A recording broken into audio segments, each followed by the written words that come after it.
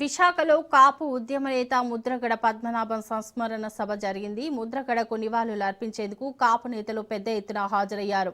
ఈ సందర్భంగా మండలి విపక్ష నేత బొత్స సత్యనారాయణ కీలకమైన వ్యాఖ్యలు చేశారు.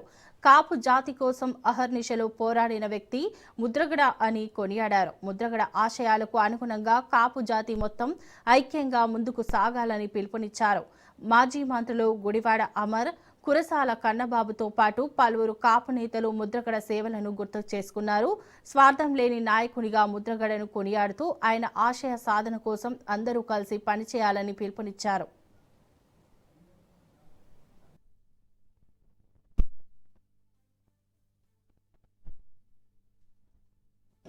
పుట్టినవాడు గట్టిగా తప్పదు. ఇప్పుడే ఇందాక చాలామంది మాట్లాడమని చెప్పారు. కానీ ఆయనలో ఒక మాత్ర కార్యక్రమం ఏంటంటే ఒక పట్టుదల. ఇందాక మన మాట్లాడడం చెప్తున్నారు ఏమంటే రండి దీంట్లో కంటే ఆయనే దానికి పోరాడడం సాధ్యం తప్ప మాట వాళ్ళకి ఈ పోరాటంలో సాధ్యం కాదు. ఏదైనా మాట చెప్తే ఆ మాట నిలబడి కట్టుబడి అది చేయడం అనేది ఆయనకి సాధ్యం కానీ మాకు సాధ్యం కాదు. మేము ఒక రాజకీయాల్లోనూ స్వార్థంతోనూ నిండిపోయి ఉన్న శరీరాలు మావి. ఆయనకి స్వార్థం లేదు. ఆయన కార్యక్రమం చేస్తాడు. ఆయన వెనక అతను మేము అందరం పోరాడతాం, మేము అందరం ఉంటాం, పర్వాలేదు అని చెప్పింది ఆ రోజు చెప్పాను. ఆ రోజు ఈరోజు కూడా అన్నమాట.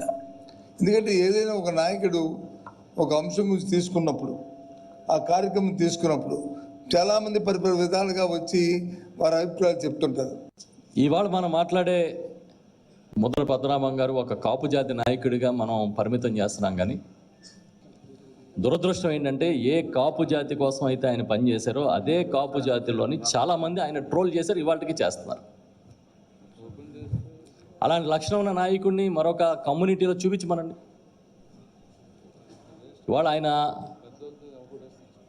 మన నుంచి వెళ్ళిపోయి దివంగతుడైతే ఆయన తీసుకున్న నిర్ణయాలు భార్య పసుపు కుంకాలు తీయొద్దని, తనని ఖననం చేయమని, ఆనవాయితీ ప్రకారం ఎలాంటి కర్మలు చేయొద్దని చెబితే ఆయన చనిపోయిన తర్వాత కూడా పద్మనాభం గారిలాగే బతుకుతున్నాడు జనం గుండెల్లో. ఇదే ఇంకెవరన్నా అయి ఉంటే ఈ పార్టీకి ఆయన ఒక పెద్ద సంఘ సంస్కర్తలాగా ప్రచారం జరిగి ఉండేది.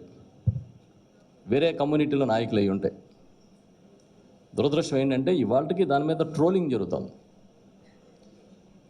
నేను వ్యక్తిగతంగా ఏం కోరుకుంటున్నానంటే దయచేసి పద్మనాభం గారు లాంటి నాయకుడిని ఇన్స్పిరేషన్గా తీసుకోండి. వచ్చే జనరేషన్స్ కూడా ఆ ఇన్స్పిరేషన్, ఆ పట్టుదల అవసరం.